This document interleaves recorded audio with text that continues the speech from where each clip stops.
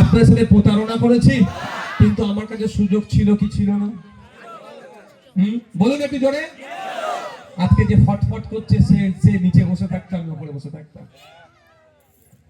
ক্যাবিনেটের মিনিস্ট্রি পেয়ে যেতাম, কিন্তু আমি সেই জায়গায় করিনি। কেন?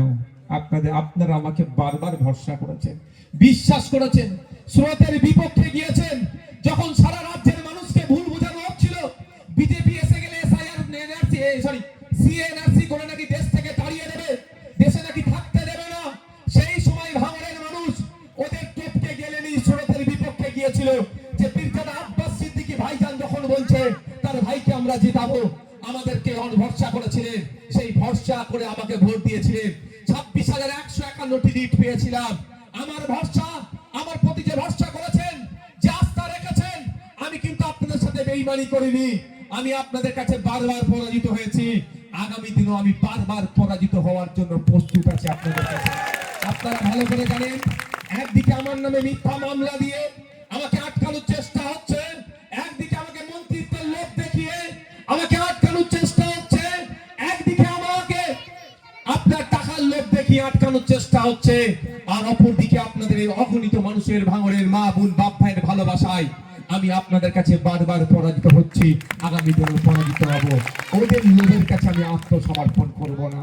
তাই বলে যাই, এই ভরসা আপনাদের কাছে আছে।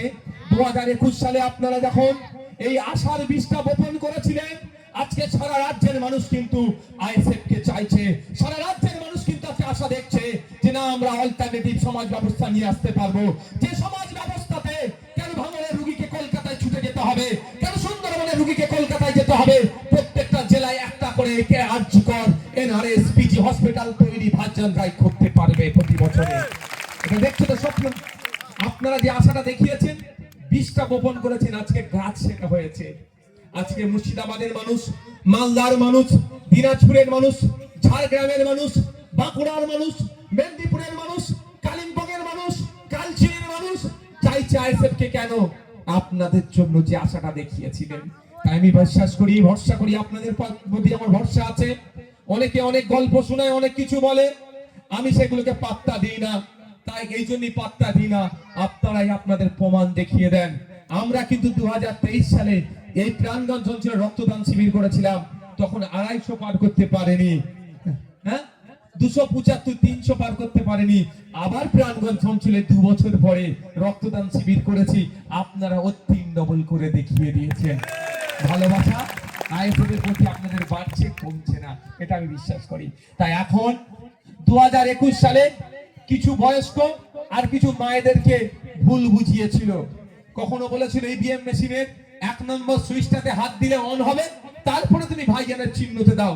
বয়স্ক মানুষেরা, মহিলারা ওই প্রথমে ভাইজানের মেশিন অন করার নামে 1 নম্বর সুইচে হাত দিয়েছিল, পরে খবর আমি পেয়েছি। আর কিছু মানুষ বিজেপি চলে আসবে এই ভয়ে পেয়ে গিয়েছিল, আমাকে ভোট দেয়নি। তো আমার ভরসা 2026 সাল আসছে, 26,151 শুধু লিড নয়, খামচিহ্ন ডবল লিড নিয়ে বিধানসভায় যাবে। লিড এবার ডবল হবে তো নাকি? খামচিহ্নকে ডবল লিড হবে তো নাকি? এই ভরসাটা আপনাদের প্রতি আছে। আর আপনাদের বলি, আপনাদের ধন্যবাদ জানাই, আপনারা যে ভরসা রাজ্যের মানুষকে দেখিয়েছেন। আজকে রাজ্যের মানুষের একটাই কথা, কে আসলো কে গেল সব গল্প শুনিয়ে লাভ হবে না। নওশাদ সিদ্দিকীর পাশে লড়াই করার মতো আমাদের বিধায়কটাকে আমরা পাঠাবো।